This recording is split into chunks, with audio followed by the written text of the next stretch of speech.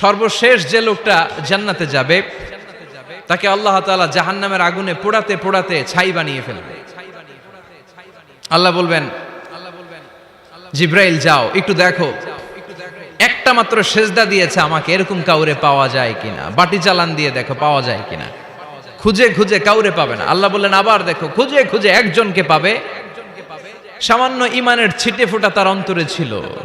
আল্লাহ বলবেন যেহেতু ছিটে ফোঁটা আছে, অনেক মায়ের খাইছে, ওকে বের করে জাহান্নাম থেকে বের করে একটা নির্ধারিত দূরত্বে রেখে দাও। রেখে দেয়া হবে, কিন্তু জাহান্নামের আগুনের লেলিহান শিখাতে তার গা ঝলসে যাবে। সে আল্লাহর ডেকে বলবে, মাবুদ তোমার কাছে আমি কিছু চাই না, জাহান্নাম থেকে তুমি আমাকে বের করেছো, জীবন নদীর পানি তুমি আমার গায়ের মধ্যে ঢেলে দিয়েছো, আমি আবার সজীবতা ফিরে পেয়েছি। আমি তোমার কাছে জান্নাত চাই না, শুধু নিরাপদ একটা দূরত্বে আমাকে রেখে আসো, যাতে জাহান্নামের আগুন আমারে কষ্ট দিতে না পারে। আল্লাহ আমি কিন্তু তোমার কাছে জান্নাত চাই না। কি চাই না? জান্নাত চাই না, কিন্তু জাহান্নামের আগুন আমারে কষ্ট দিচ্ছে, এতটা দূরত্বে রাখো যাতে জাহান্নামের আগুন আমার গায়ে না লাগে। আল্লাহ বললেন ওকে রাখবো, কিন্তু আমার সাথে একটা কন্ট্রাক্টে যেতে হবে, যে এটা তোমাকে দিলে তুমি আর নতুন করে কিছু চাবা না।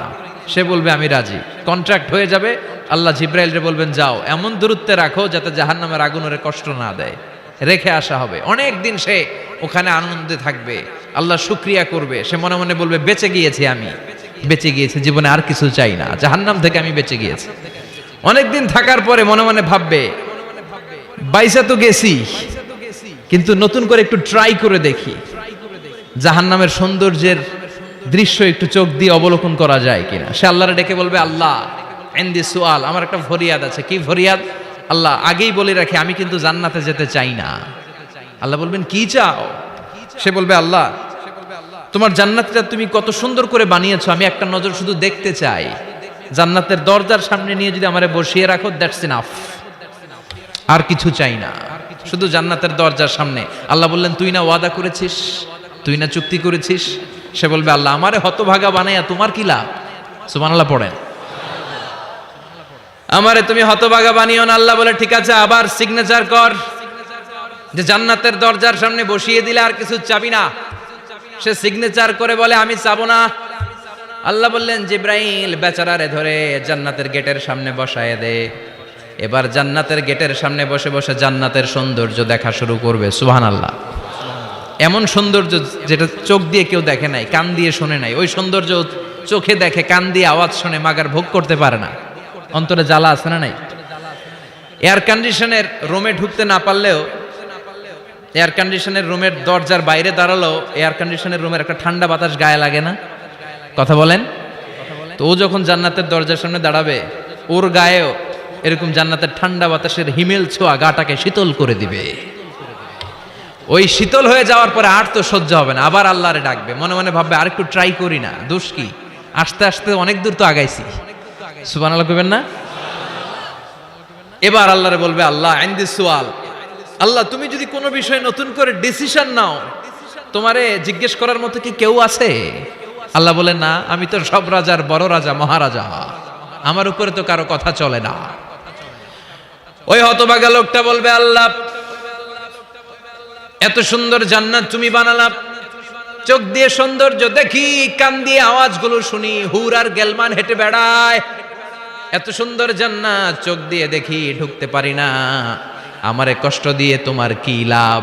ও আল্লাহ আমারে তুমি মাফ করে দাও, জান্নাতের চিপার মধ্যে এক কর্নারে তুমি একটু আমারে জায়গা করে দাও। আল্লাহ বলবেন ওয়াই হাক ইয়াবনা আদম, তোর ধ্বংস হোক হে আদম জাত, মা আগদারাকা, তোর চেয়ে বড় গাদ্দার আমি আমার সৃষ্টিকুলে কাউরে দেখি নাই, কারণ তুই আমার সাথে চুক্তি করিস আর চুক্তি ভঙ্গ করিস। আল্লাহর রহমতের দরিয়ায় তখন জোশ খেলে যাবে, ওর আকুতি মিনতি চাহনি আল্লাহর রহমতের দরিয়ার মধ্যে জোশ লাগিয়ে দিবে। আল্লাহর দয়া হয়ে যাবে, মায়া হয়ে যাবে। আল্লাহ বলবেন ঠিক আছে জান্নাতে যা। লোকটা এবার এক দৌড়ে জান্নাতের ভিতরে ঢুকে যাবে। লোকটার দৌড় দেখে আবার লোকটারে আল্লাহ ডেকে বলবে একটু দাঁড়া, একটু দাঁড়া, জান্নাত তো দিছি, তো দৌড় দিলি কেন? সুবহানাল্লাহ কইবেন না? লোকটি বলবে আল্লাহ প্ল্যান তো আমি কম করি নাই, এত চেষ্টার ফলে আমি আসতে পারছি, আবার যদি তুমি বাইর করে দাও, এই জন্য এক দৌড়ে এমন চিপার মধ্যে লুকামো যাতে তুমি আমার না দেখো। আবার আল্লাহর রহমতের দরিয়ায় জোশ খেলে যাবে, আল্লাহ কাছে ডাকবে, কাছে আয় ও গোলাম, তোর কি মনে চায় আমারে বল, আজকে তুই চাইতে থাক, আমি দিতে দিতে তোর মনের সব আশা পূরণ করে দেব। লোকটা খুশি হয়ে বলবে, আল্লাহ আমারে এটা দাও, বাড়ি দাও, গাড়ি দাও, নারী দাও, এটা দাও, ওটা দাও, একের পর এক চাইতে থাকবে, আল্লাহ সব তারে দিতে থাকবে। চাইতে চাইতে লোকটার সব চাওয়া যখন শেষ, সে বলবে, আল্লাহ আর আমার চাওয়ার কিছু নাই। আল্লাহ বলেন, নো, এত তাড়াতাড়ি যে তুমি খেলা শেষ করতে পারবা না মনু, আমার সাথে তোমার এই খেলা আরো লম্বা সময় চলতে হবে, তোমার অনেক কিছু চাইতে হবে। তুই আজকে চাইতে চাইতে তোর সব চাও আমার কাছে বলবি, আর আমি দিতে দিতে তোর জীবন ধন্য করে দেব। সে আবার চাইতে শুরু করবে, আল্লাহ এটা দাও, ওটা দাও, ওটা দাও, আল্লাহ দিতে দিতে সব দিবে। এরপরে বলবে, আল্লাহ মাফও চাই, দোয়াও চাই, আর চাওয়ার কিছু নাই। আল্লাহ বলবেন, তাই ঠিক আছে, তোরে আমি জান্নাতে ঢুকাই দিলাম, তবে মনে রাখিস তোর জান্নাতটা হবে সবচেয়ে ছোট জান্নাত, আর তোর জান্নাতটা হবে এই পৃথিবীর 10 গুণ। চিল্লায় এখন সুবহানাল্লাহ। বুখারীর বর্ণনা, আখিরু মান দাখালাল জান্নাহ, যে লোকটা সর্বশেষ অনেক মাইর খাইয়া রিমান্ডে থাকার পরে জান্নাতে ঢুকবে, তার জান্নাতটা যদি পৃথিবীর 10 গুণ হয়, তাহলে আমাদের সবাইরে ফেরদাউসে ঢুকাতে আল্লাহর কোনো সমস্যা আছে? চিল্লায় বলেন, সমস্যা আছে? এজন্য আমরা আল্লাহর কাছে কোন জান্নাত চাই? কথা বলেন। রব্বুল আলামিন বলেন, ওয়াসিকাল্লাযীনা ইত্তাকাউ রাব্বাহুম ইলাল জান্নাতি যুমারা হাত্তা ইযা জাউহা ওয়া ফুতিহাত আবওয়াবুহা ওয়া ক্বালা লাহুম খাজানাতুহা সালামুন আলাইকুম তিবতুম ফাদখুলুহা খালিদিন। সুবহানাল্লাহ পড়েন।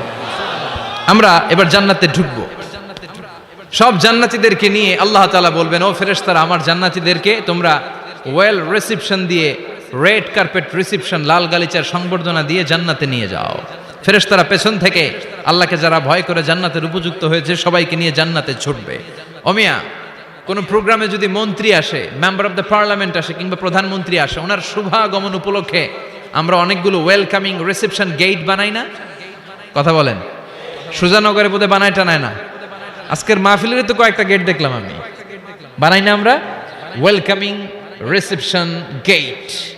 জান্নাতীদের জন্য এরকম, আপনারা যারা ফেরদাউসে ঢুকবেন, আপনাদের জন্য এরকম ওয়েলকামিং রিসেপশন গেট থাকবে। ফেরেশতারা জান্নাতীদেরকে হাঁকিয়ে হাঁকিয়ে নিয়ে চলবে, আহলান ওয়া সাহলান মারহাবান বিকুম, কংগ্রাচুলেশন, আসেন আসেন আমরা সবাই মিলে জান্নাতে যাই। জান্নাতীরা আনন্দের চোটে ছুটবে আর ছুটবে। ছুটতে ছুটতে ছুটতে ছুটতে হঠাৎ করে বিশাল একটা ওয়েলকামিং রিসেপশন গেট পেয়ে যাবে। এই গেটটা যে কত সুন্দর আমি বর্ণনা দিয়ে বুঝাতে পারবো না। এই গেটের আশেপাশে ডানে বায়ে থাকবে অসাধারণ পরিবেশ, ফুলের বাগান, নাজ নেয়ামতে ভরপুর, রিফ্রেশমেন্ট, ফুড আইটেম, খাবার দাবারে ভরপুর, এত চমৎকার জায়গা।